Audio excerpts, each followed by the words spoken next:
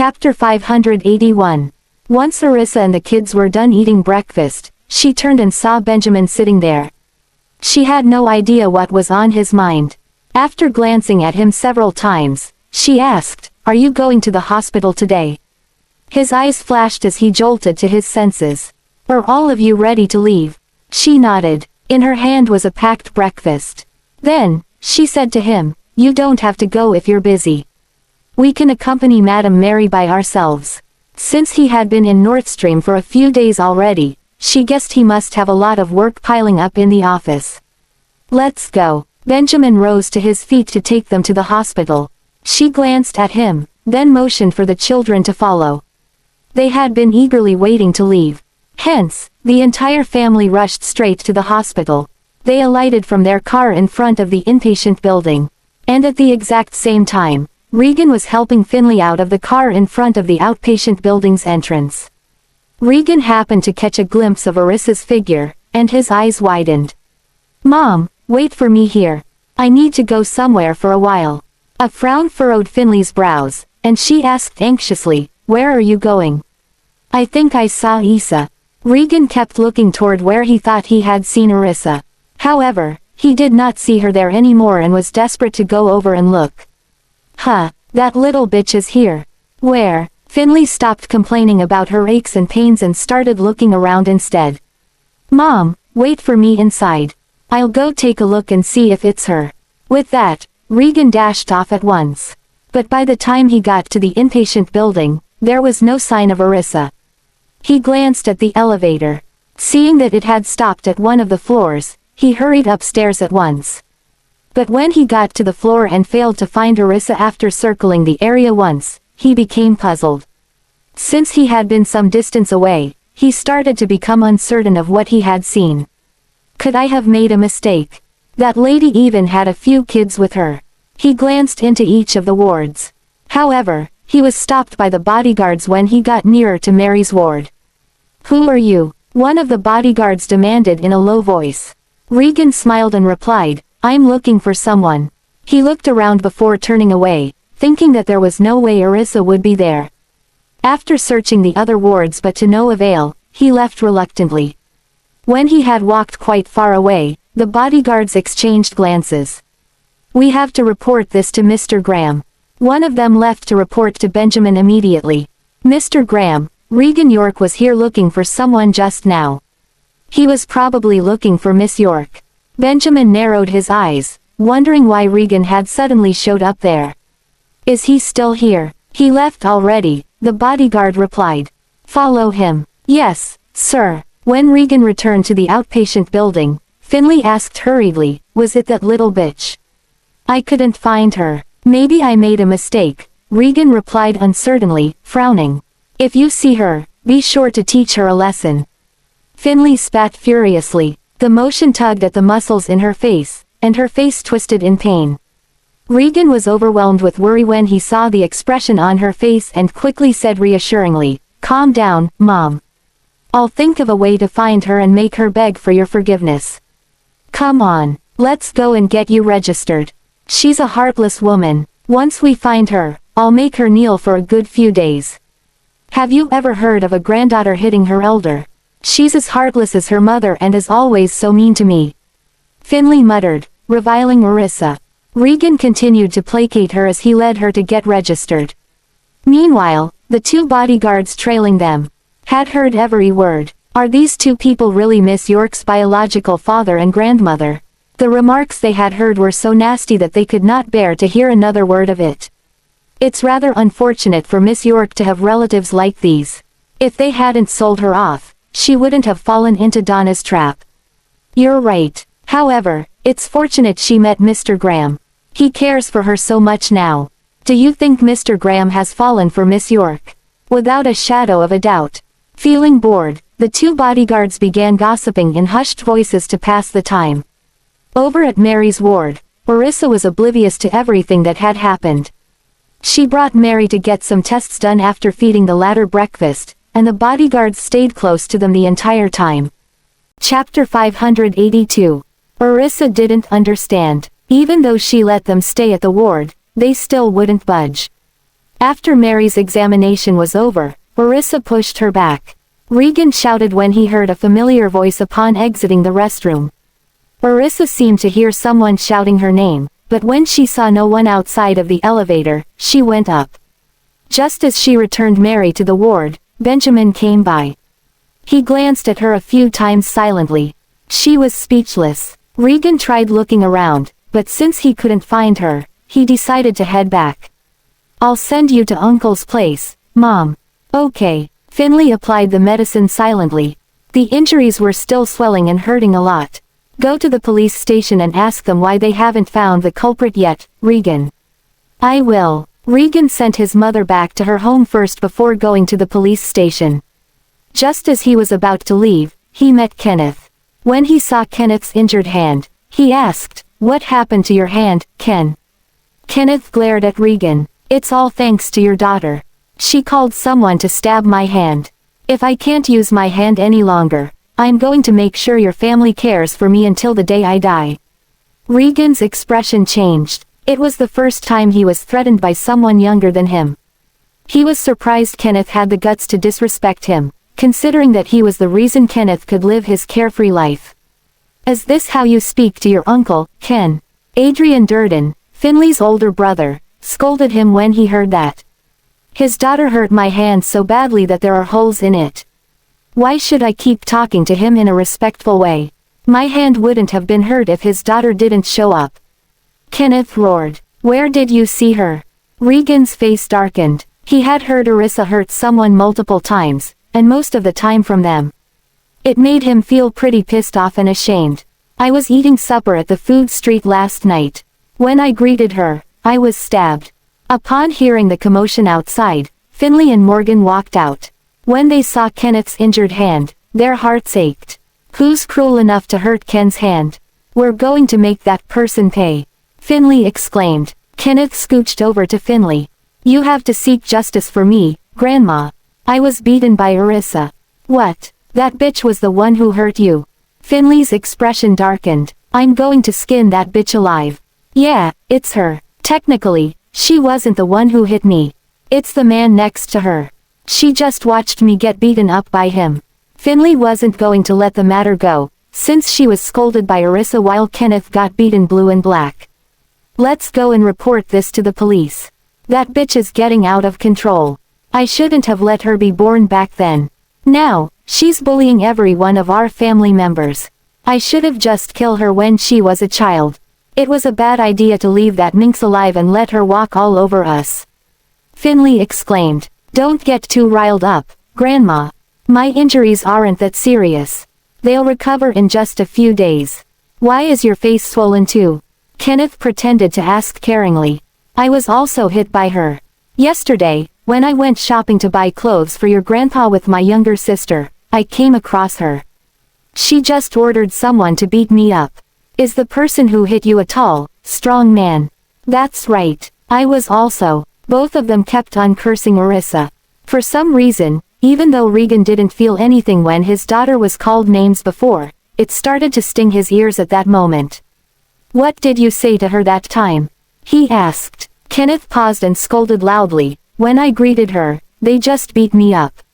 "What, do you think I'm smearing her name? Don't you know what kind of person Orissa is?" Chapter 583. Regan, Ken's a good kid. I bet that bitch is just being petty. She probably remembers that Ken snatched her food away one time when they were little and decided to seek revenge by beating him up. If she dared to hit me, what else won't she do? Finley scolded. "That's right. That bitch is outrageous. Yesterday, when we were at the mall, she took the clothes in my hand away and even got someone to beat us up." Morgan added. "I'm going to the police station." Regan stared at them before leaving. It didn't bother him when he showed disdain for his daughter and scolded her. However, when his relatives were doing the scolding, he still felt bad. So, he decided to leave and not let himself be bothered by them anymore. On his way to the police station, he thought about the situation for a bit before deciding to camp out at the hospital instead. He had a gut feeling that the figure he saw was Orissa and that she was still there. Regan and his mother had left, Mr. Graham. He brought her to the hospital to treat her wound. Ethan entered the temporary office and informed. Tell the hospital to put that damn old woman's name on the blacklist. Benjamin ordered. Ethan was shocked. It was the first time he heard Benjamin curse someone. Roger. Also. Benjamin raised his head and stared at him coldly. Tell the hospital at Delmore to not accept her as a patient. Ethan nodded and left to make the arrangements. She just had to offend Mr. Graham. During noon, Benjamin wanted to bring Marissa and the children out for lunch. Marissa decided to have lunch at the hospital cafeteria instead because it was hot outside. When she saw him nitpicking, she giggled. If you don't like it, you can just go back to the hotel and eat there. You don't need to stay with us. She managed to convince him. Mary still couldn't be transferred, at least until tomorrow. Mary almost caught a cold last night. Don't talk when you're eating, Benjamin exclaimed. He couldn't get used to eating hospital food because it tasted disgusting to him. Marissa chuckled as she watched him swallow the food as though he was swallowing a bitter pill. She turned to her children and saw them eating without complaining. That was how people should be eating. You know, people struggle to find food to eat in poor places. Stop complaining about the taste when you're blessed enough to have food to eat. She comforted. Sure, the food was plain, and the taste wasn't as great as the food found in the hotel, but it was healthy. Benjamin stared at her and the children before eating a little. Tim glanced at Benjamin when he saw Benjamin stop eating, even though there was food left on the plate. He asked in a small voice, "You're not going to eat anymore, Mr. Graham?" Benjamin nodded. "I'm full." Tim bit his lip and asked, "Can I eat it then, Mr. Graham?" The man shook as he stared at his son's anticipating look. It was as though his heart was being squeezed by someone. He was having difficulty breathing. The child stared at him timidly before turning to the food on the plate again. It was clear Tim found it to be wasteful. Marissa felt relieved and her heart aching at the same time when she saw her child's action. "You don't mind eating Daddy's leftover?" she asked warmly. Tim shook his head. "I don't mind." "Then eat it, sweetheart." Marissa put all the food on Benjamin's plate to her child's. "Don't waste any food." Ahem. Tim nodded in agreement. "Good boy." She smiled lovingly. Tim lowered his head shyly and ate. He was pretty happy to be able to eat extra. It wasn't embarrassing at all for him to eat Benjamin's leftovers. Benjamin felt like he had been lectured by his son. Chapter 584. Bad Influence. Zachary commented. The edge of Benjamin's mouth twitched. "It's bad to waste food," Gavin uttered. Oliver and Jasper stared at their father with disdain.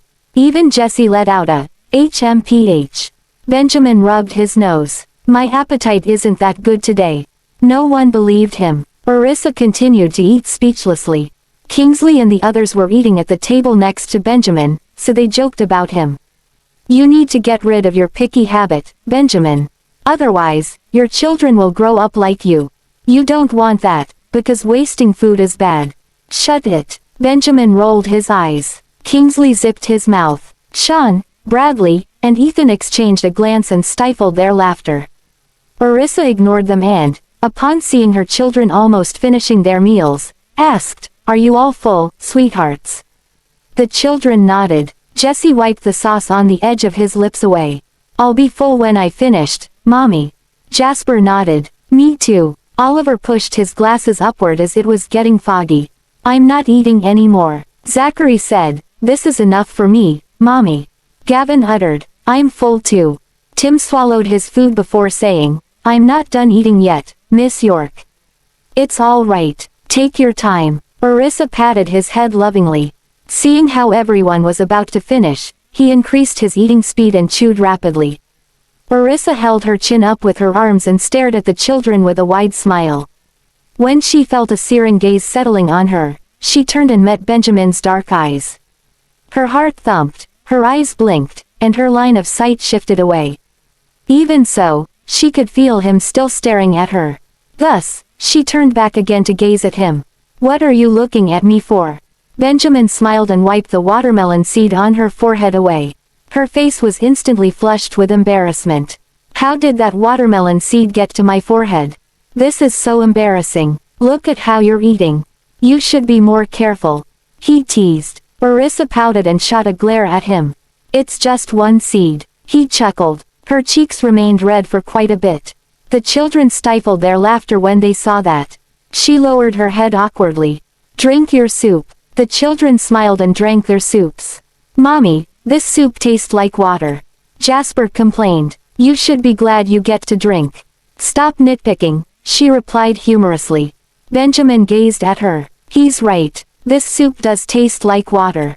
Orissa was speechless. After the meal was over, they returned to the ward. Mary had finished her meal with the help of the nurses. They accompanied her for a while before she fell asleep. Then Orissa brought the children to the lounge for them to nap. Miss York, Ethan shouted. It prompted her to exit the room quickly and close the door partially. What's wrong? He looked at her, unsure of what to do. You should go to Mr. Graham. He doesn't want to eat his medicine. She was stunned. What medicine is he eating? Ethan sighed and replied, his stomach is acting up again. Orissa furrowed her eyebrows and shut the door completely. It's probably because he didn't finish his lunch. Benjamin only ate 5 mouthfuls of it before he gave the rest away to Tim. She headed to his temporary office. Buy some food for him. Something soft. Okay. Ethan happily left to buy food for his employer. When she arrived at Benjamin's office, she saw him reading documents while his hand rested on his stomach. She approached him and took his documents away. Chapter 585. Benjamin had thrown a sharp glance over, but the look in his eyes immediately softened upon realizing it was Orissa.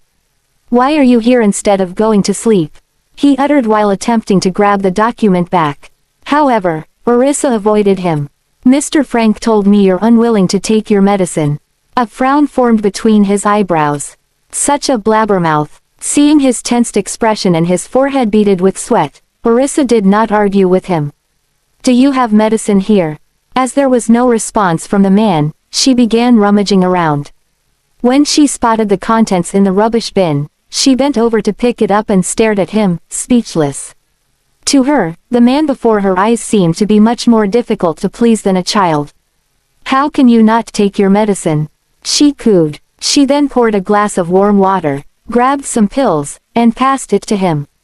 Hurry and take some medicine. I've already sent Ethan to go get you something to eat. Clenching his teeth, Benjamin tried to suppress the unbearable feeling. Noticing more sweat droplets forming on his forehead, Orissa only grew more worried. Are you all right? She hurriedly passed him some tissues to wipe his sweat away while reaching her hand out to rub his back. After a while, Benjamin finally felt much better. Take your medicine first. She passed him the glass of water and handed him the pills. It's acting up because you skipped your meals again. Here, eat your medicine. Otherwise, the pain will come back again. Her soft and patient voice was exactly like how she would coax the kids to take their medicine. And because of that, Benjamin felt slightly better that he took the pills from her and ate them. Then, she put the glass of warm water near his mouth, and the man took a few sips. Drink more. The man took the glass from Orissa and gulped the water down. Go lie down for some rest. It'll take some time for Ethan to come back. She put the glass away and looked at him concernedly. Leaning against his seat, Benjamin responded, I have a meeting later. Orissa's tone turned a little more aggressive as she shot him a stern glance. Is your health more important than your work? He had no choice but to lie down on the couch after her reprimand. Help me massage my head. Noticing how exhausted he looked, Orissa eventually walked up to him and crouched down a little to rub his temples. Benjamin, don't be so picky with your food in the future. Eat when there's something for you to eat. You have gastritis, you can't afford to go hungry, else it'll act up easily. That's enough. The man sounded weak and strengthless as he interrupted her. Fine. Orissa stopped talking and instead diverted her attention to rubbing his temples. About 20 minutes later, Benjamin had already fallen asleep when Ethan returned. Miss York, should I wake Mr. Graham up to have his meal? Ethan put the food he bought down as he asked Orissa softly. She turned to look at the man, whose brows were still tightly scrunched up despite being asleep. Let him sleep a little while more. Ethan shifted his gaze to Benjamin. It's rare of Mr. Graham to take afternoon naps. Indeed, ever since he worked alongside Benjamin, the latter would only get more sleep when he was ill. Apart from that, he would only take a few hours off for sleep daily. Sometimes, the man would even go without sleep for a few days, and thus afternoon naps were undoubtedly a luxury for him. But he did admire how Benjamin would still manage to stay so rejuvenated even without sleep. The only downside of a lack of sleep for the man was that his temper would become extremely bad. Orissa looked at Ethan. Go have some rest too. I'll stay by him. Ethan, nevertheless, was a little hesitant. There's a meeting later at 1:30. Is it important? Orissa asked. She thought of pushing the meeting back to a later time since it was rare to see Benjamin sleeping so soundly. We can wait till Mr. Graham wakes up before commencing the meeting. I'll inform the others first. Orissa nodded. With that, Ethan strode out and closed the door behind him. Sitting at one side, Orissa could not help but stare at Benjamin. The arrogance and vigor of the man had toned down while he was asleep. Compared to when he was awake, he radiated an air of gentleness and warmth. His furry straight eyebrows, high-bridged nose, and delicate and chiseled facial features were all so perfect it looked as though it was God's most flawless work. He looked handsome and flawless from every angle. He's really good-looking. Before Orissa knew it, she was entranced by the visual before her eyes. Chapter 586. Suddenly, Orissa saw Benjamin's deep eyes staring straight into hers. Only then did she return to her senses. Embarrassment rose within her as she felt like she had been caught red-handed in the act, and her face instantly flushed with a burning temperature. She quickly averted her guilty-looking gazes to the ceiling, then shifted them to look at her surrounding before looking back at the man. Yet, he still had his deepened eyes glued on her. I wonder how long he has been awake. He doesn't even look like he just woke up. I can't believe I was swooning over him just now. And I was even caught red-handed by him. With those thoughts in mind, Orissa was on the brink of going ballistic. Do I look good? There was a tinge of pleasure and satisfaction laced in his deep voice. Immense joy surged within Benjamin when he saw Orissa's obsessed and love-struck look. She shied away initially, then looked back into his amused-filled eyes and quickly shifted her gaze to look elsewhere again. Not too bad. She did not deny either. Of course, he's good-looking. That's why my sweethearts all look so great. Orissa had to admit that the man, indeed, had good genes. The elation gleaming in Benjamin's eyes had become more pronounced. Reaching his arm out, he wrapped it around her waist and pulled her into his embrace. Oh, caught off guard, Orissa knocked her chin against the buttons on his shirt, leaving her with intense pain that nearly brought her to tears. Benjamin was shocked to find himself hurting her. He lightly pinched her chin, and with a frown, he asked, "Does it hurt?" "What do you think?" Orissa's soft voice had a tinge of annoyance in it. An unfathomable glint flashed across Benjamin's eyes before he lowered his head and blew on her chin. The proximity to the man left Orissa's body stiffened up, and her heart began to race. Does he know how close is he leaning to me? He'll be able to kiss me if he lifts his head up. Does it still hurt? He stared at her with a scorching gaze. Orissa blinked her eyes, and her mind went completely blank. A hint of delight flickered in his eyes, and without hesitation, he left a peck on her lips. It was such a light peck, yet it felt like a ton of weight in her chest, stirring ripples in her heart. Benjamin gently rubbed her chin. "Why didn't you wake me up?" He regained his elegant demeanor as he eyed her inquisitively. "You didn't ask me to wake you up either." Orissa knitted her brows. "Look at that sharp tongue you have." Benjamin admonished her, yet his tone was hinted with a trace of affection that even he did not realize. Surprisingly, having detected it, Orissa's heart began to throb violently. "Let me get up. Don't lean so tightly against me." She stole a glance at the man. Benjamin hugged her tightly, put his chin over her shoulder, and took a deep breath. The scent from Orissa's body wafted into his nostrils, causing greed and craving to grow inside him. "Wait a moment." The man rubbed himself against her neck. Unable to withstand the tickle, Orissa grew bright red as she shrunk back to avoid the man's action. Of course, Benjamin did not go overboard with more intimate behavior. All that he needed to satisfy himself was to cuddle her tightly. "You should eat something now. Don't you have a meeting later?" She reminded softly. "There's no hurry." Benjamin let out a sigh of ineffable satisfaction. I'm sure Ethan has already postponed the meeting. Orissa was rendered speechless. But still, you have to eat. If you skip your meals, your gastritis will act up again. Even though she was nagging, Benjamin did not find that irritating. In contrast, he enjoyed listening to her soft and soothing voice that was full of concern. Miss York, Mr. Graham. When Ethan walked in and saw them embracing each other, he hastily ducked outside. Oh gosh. Oh no. Will Mr. Graham kill me? Ethan cussed himself internally for his recklessness and clumsiness. He figured he should have knocked on the door before walking in. What is it? Coincidentally, Kingsley happened to stride over.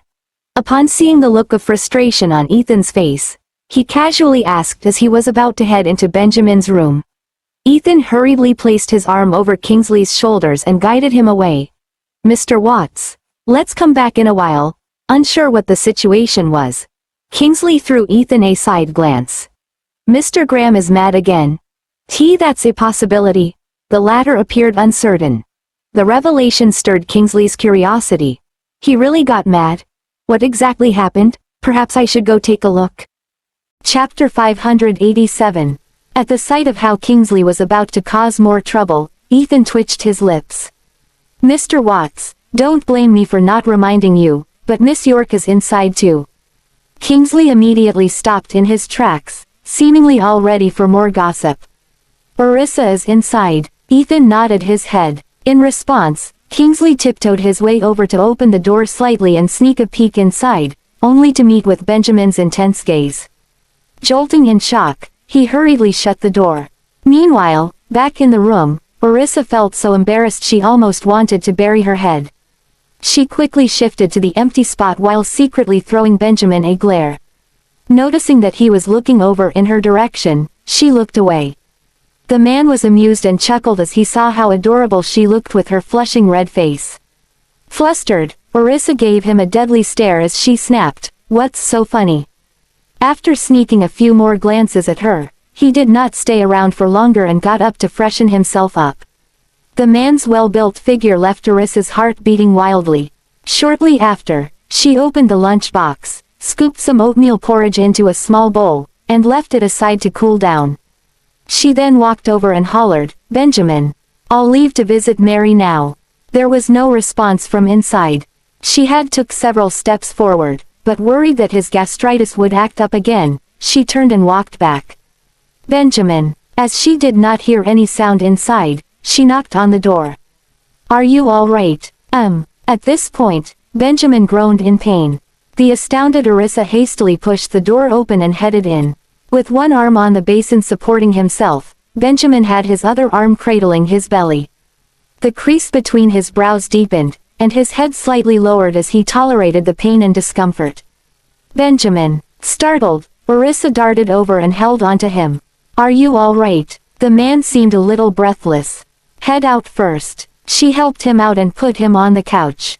"Lie down and try to relax a little." After helping him lie down, she massaged his temples. Soon after, she poured a glass of water and fed it to him. "Are you feeling any better?" Orissa looked at him with concern. With his hand over his stomach, he pushed himself up and leaned against the couch, looking slightly pale and sickly. She pulled a tissue to wipe the cold sweat rolling down his face. Observing how she kept a gentle look while doing everything, the man's furrowed brows slowly relaxed into their original placement. "Have some oatmeal porridge." Orissa sat at one side, took the bowl, and held it in her palms to check its temperature. She then stirred the bowl and blew it to cool it down. She had wanted to pass it to Benjamin for him to feed himself. Nonetheless, she succumbed to the sight of his weak look and eventually scooped up a spoonful and sent it near his mouth. Benjamin opened his mouth to eat it though he was slightly frowning. "Isn't there something else?" Orissa shot him a look. "No wonder you have gastritis. You're one picky man." Benjamin kept quiet in response. "Your gastritis is acting up, so you can't eat solid foods now. Have some oatmeal porridge first." Orissa switched to cajoling the man. She could not bear to retort him anymore since he was still looking sick. "At least this tastes better than what you get in hospitals, right?" Benjamin gave a slight nod. It does taste a little better. Isn't that good enough? It's late, hurry and have some. Otherwise, your stomach's going to hurt again. Orissa continued feeding him while comforting him. Benjamin had cooperatively eaten a few mouthfuls before the door flung open again, with Kingsley walking in. The latter grinned brightly with a mischievous look on his face. Benjamin, you sure know how to enjoy life. You even have Orissa to feed you during meals. Benjamin shot daggers toward Kingsley, who was chuckling and making fun of the man after settling down opposite him. Don't be so melodramatic. Orissa giggled at those words. However, she was still worried that Benjamin would feel provoked and hence quickly put forth an explanation. His gastritis is acting up. Kingsley heaved a sigh. This condition has been pestering Benjamin for a long time. It's all because of his erratic meal habits. Not only does he skip breakfast, but he also doesn't have his lunch and dinner on time either. Noticing that Benjamin was glowering at Kingsley, Orissa quickly chimed in, "From now on, remember to eat your meals on time. You have to take care of yourself and not jeopardize your health. Or else you'll be the one suffering." Did you hear what she said? Don't jeopardize your health. Kingsley suggestively repeated those words. Benjamin ignored him and instead cast an impassive glance at Orissa. Hurry up. She was unquestionably dumbfounded at his attitude, but instead of holding a grudge, she patiently fed him the oatmeal porridge on the account that he was still a sick patient at that moment. Sitting at one side, Kingsley grabbed an apple to munch on while staring at the pair closely. His lips could not help but curve into a playful smirk. Chapter 588.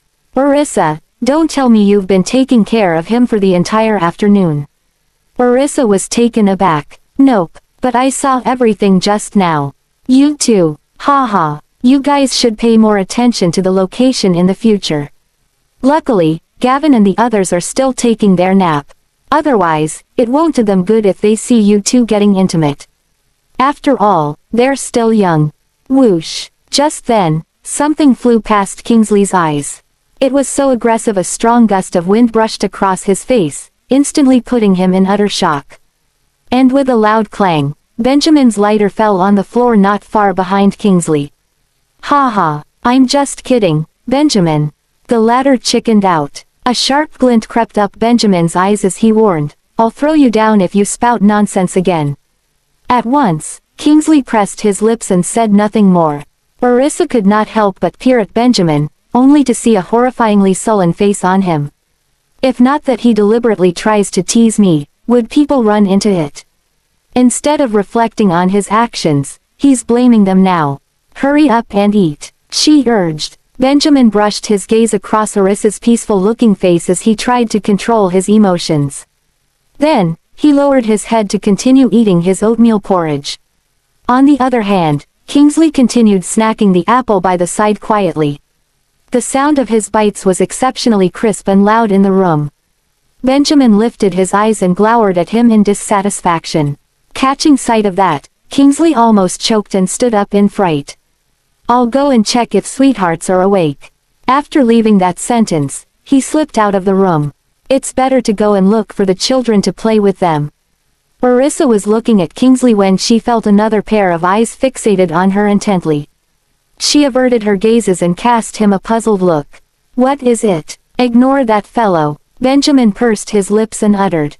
Orissa laughed. Why? The man's handsome face darkened. Is there a need to question when I merely ask you not to be bothered about someone else?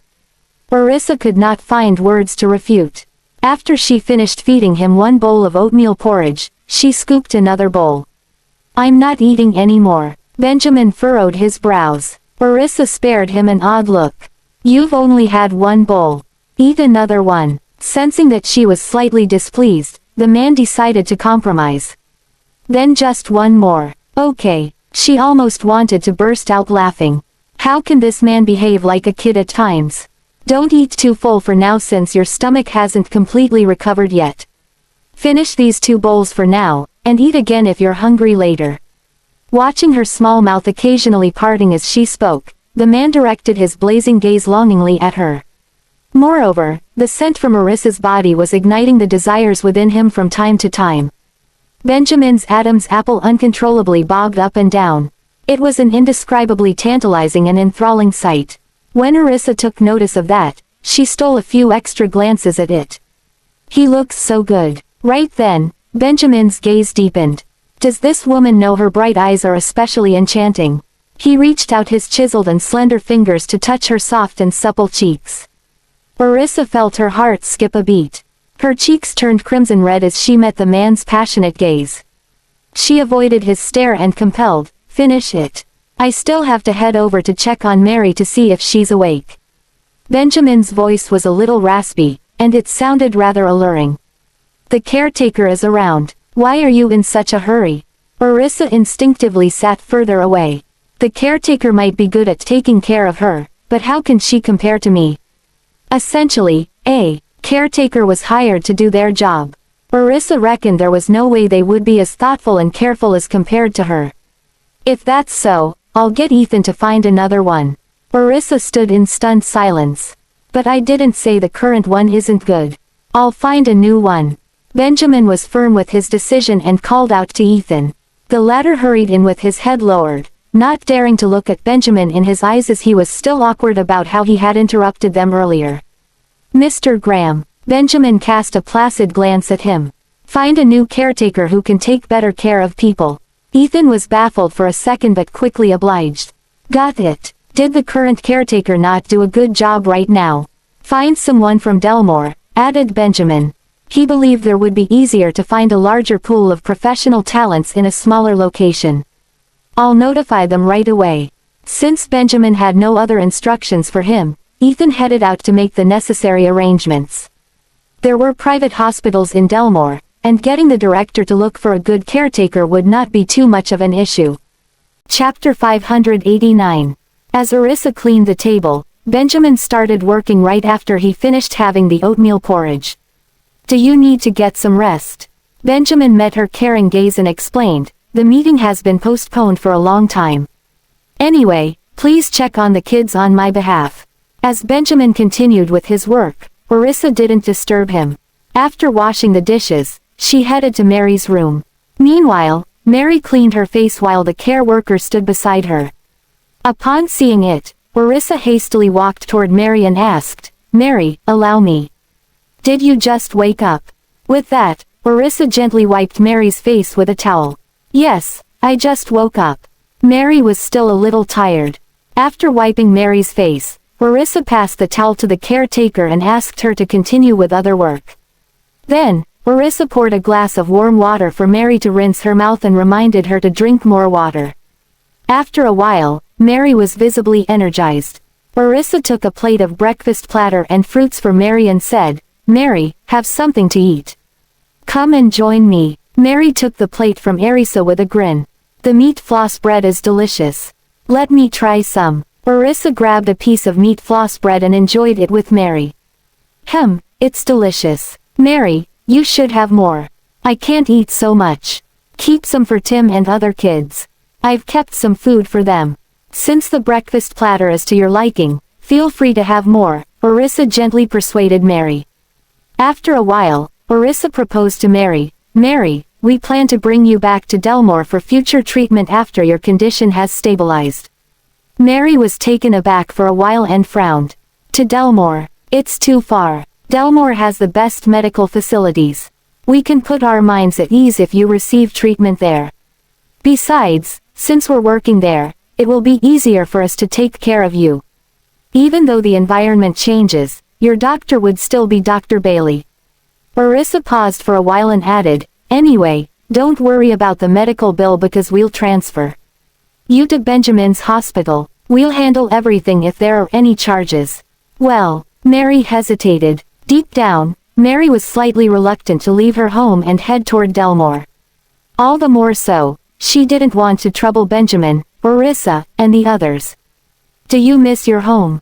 Gazing at Arissa, Mary replied slowly, "I've never been to a place so far from my home. I'm worried that I won't get used to it." "Well, I think I can get some simple treatment here. Just go back to Delmore if you guys are busy. Don't worry about me because I can take care of myself. How can we stop worrying about you? You'll be alone if we go back." Besides, Tim is still a child and can hardly take care of you here. After a while, Orissa continued to persuade Mary.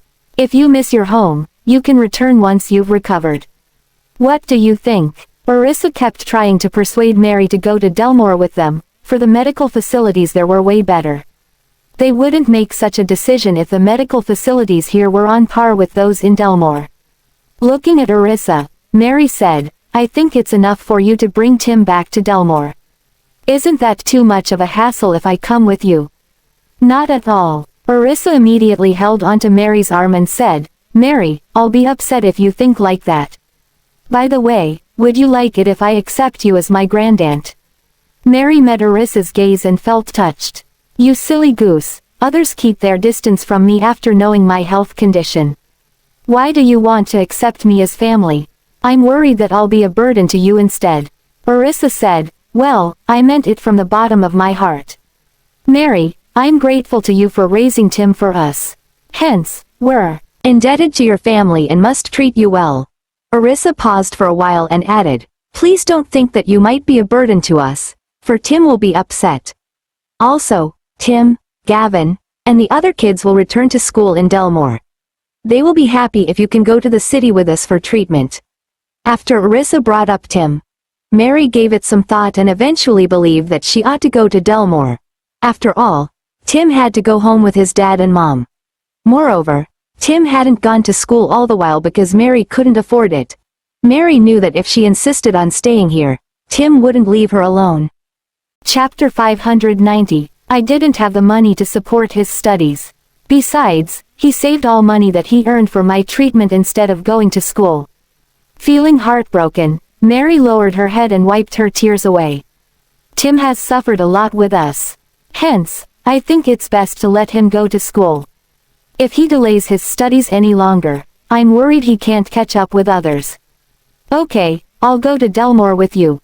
Orissa was delighted upon hearing it. Well, we'll tie you up to bring you back even if you refuse. I let you know earlier on so that you could be mentally prepared. Mary almost burst into laughter. You silly goose. I'll treat you as my family member and you'll be my grandaunt from now on. Feeling touched by Orissa's sincerity, Mary nodded nonstop. Sure, I'm glad you're willing to accept me. Well, it's our good fortune to meet a kind-hearted woman like you.